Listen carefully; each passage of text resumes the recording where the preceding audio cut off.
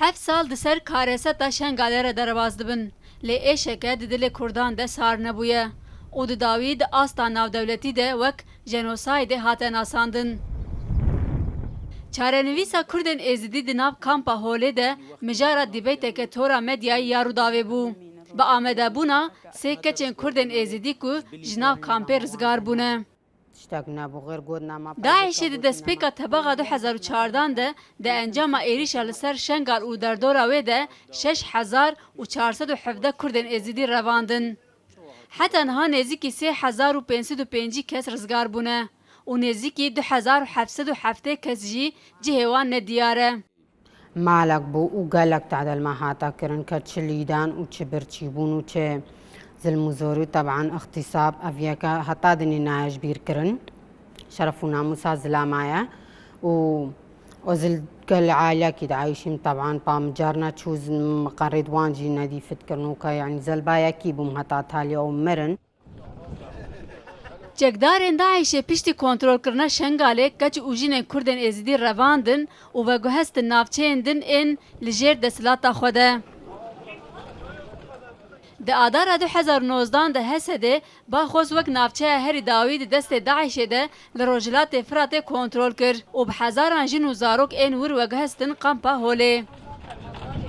Wê demê Hesedê çendîn keç û jinên Kurdên Êzidî li nav kampê rizgar kirin û şandin bo malbatê wan ên li Başûrê Kurdistanê.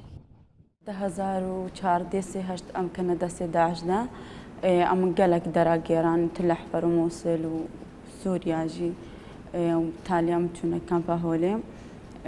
Kampa Holê jî yanî pêş mehazil kampê me gelekê kampa zehmet bû. Muamele wan mara naqenc bû gelekê.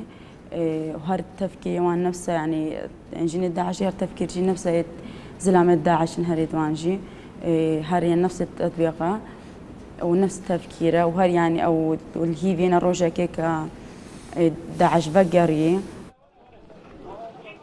Li kesên ku ji kampê rizgar bûne niha jî nêzîkî 500 Kurdên Êzidî li nav kampê hene ku zarok û jin jî di nav de ye.